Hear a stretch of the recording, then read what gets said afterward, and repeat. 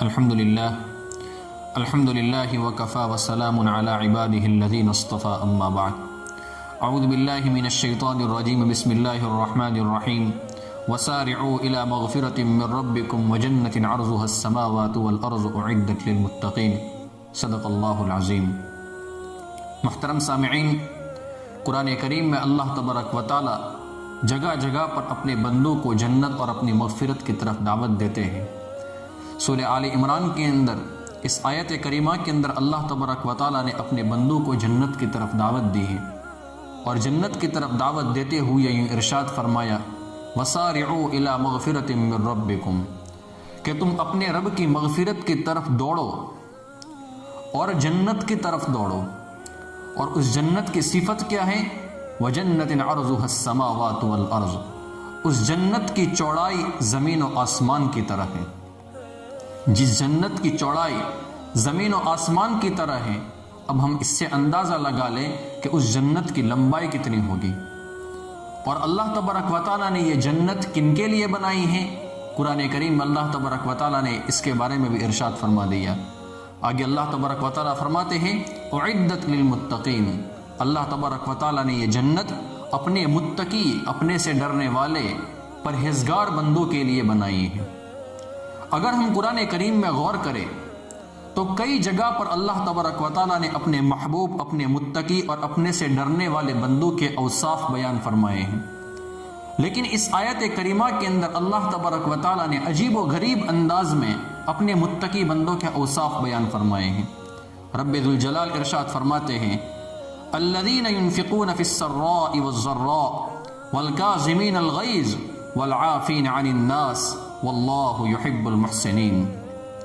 اپنے پرہیزگار بندوں کی پہلی صفت یہ ہے کہ وہ اللہ کے راستے میں خرچ کرتے ہیں، اللہ کے لیے خرچ کرتے ہیں، خوشحالی میں بھی اور تنگی میں بھی۔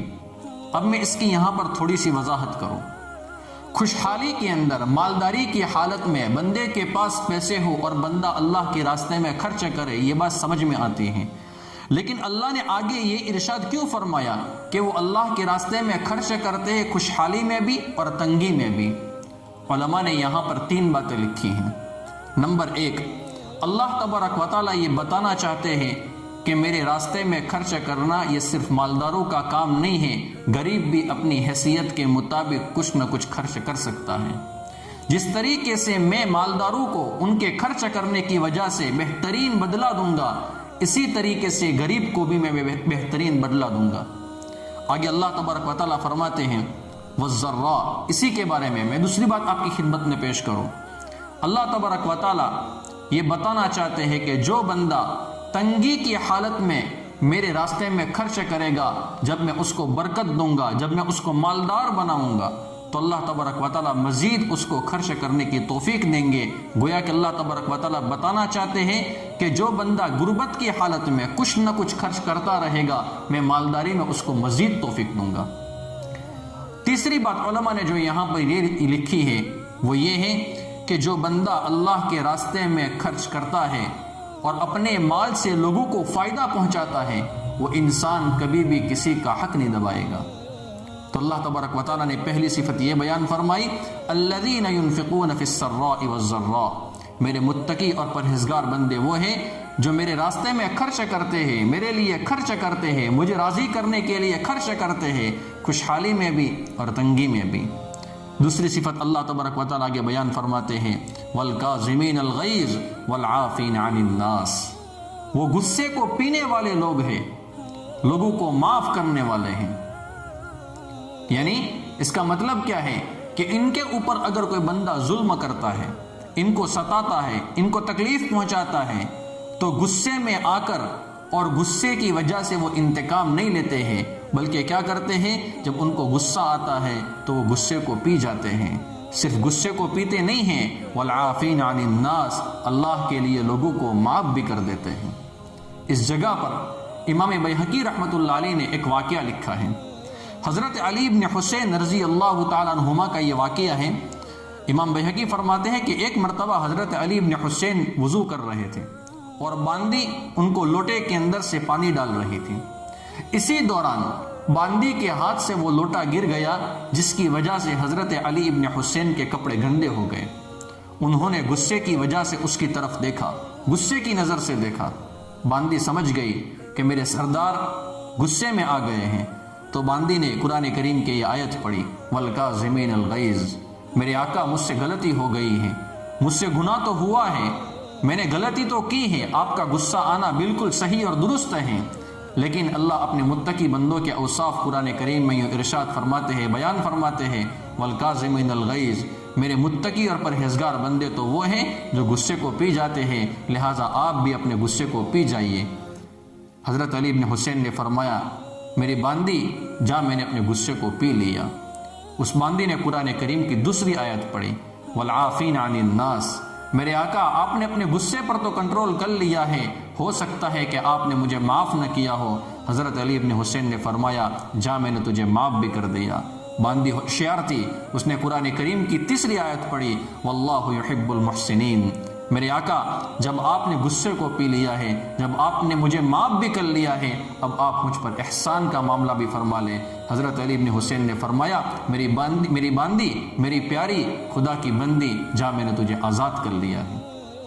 اسی جگہ پر، اسی قرآن کریم کی تفسیر میں علماء نے ایک واقعہ لکھا ہے جو ابھی اوپر گزرا، کہ جو اللہ کے راستے میں خرچ کرتے ہیں، تنگی کی حالت میں بھی، خوشحالی میں بھی خرچ کرتے رہتے ہیں۔ تو اس جگہ پر جب اللہ کے نبی صلی اللہ علیہ وسلم نے صحابہ کرام کو خرچ کرنے کی ترغیب دی، ایک صحابی اللہ کے نبی کے پاس آئے اور فرمانے لگے، یا رسول اللہ، میں اپنے خاندان کا، اپنے قبیلے کا بڑا ہوں، لوگ میری عزت کرتے ہیں، میرے پاس صدقہ کرنے کے لیے کچھ نہیں ہے، یا رسول اللہ، میں اپنی عزت اللہ کے راستے میں خرچ کر لیتا ہوں، آج کے بعد اگر کوئی بندہ مجھے تکلیف پہنچائے گا تو میں کبھی بھی اس کو برا بھلا نہیں کہوں گا۔ تو قرآن کریم میں اللہ تبارک و تعالیٰ نے متقی حضرات کے یہ اوصاف بیان فرمائے ہیں۔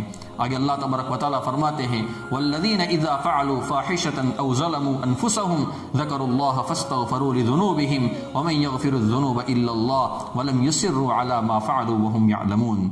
اپنی بندوں کی ایک صفت یہ ہے، متقی بندوں کی ایک صفت یہ ہے، جب ان سے کوئی گناہ ہو جاتا ہے یا وہ اپنے آپ پر ظلم کر لیتے ہیں تو وہ اللہ کو یاد کرنے لگ جاتے ہیں اور اللہ تبارک و تعالیٰ سے اپنے گناہوں کی معافی مانگتے ہیں، اور اللہ تبارک و تعالیٰ کے علاوہ اور کون ہے جو ان کے گناہوں کو معاف کر دے، اور اپنے گناہوں کے اوپر وہ جمے نہیں رہتے ہیں، اپنے گناہوں کے اوپر وہ اصرار نہیں کرتے ہیں، بار بار گناہ نہیں کرتے ہیں، اگر ان سے کوئی گناہ ہو جاتا ہے تو وہ فوراً توبہ کر لیتے ہیں۔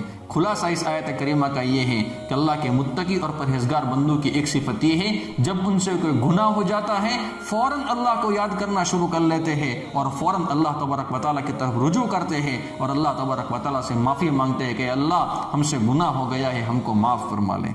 ان کو بدلہ کیا ملے گا؟ اللہ تبارک و تعالیٰ فرماتے ہیں، اولئک جزاؤہم مغفرۃ من ربہم وجنات تجری من تحتها الانہار خالدین فیہا ونعم اجر العاملین۔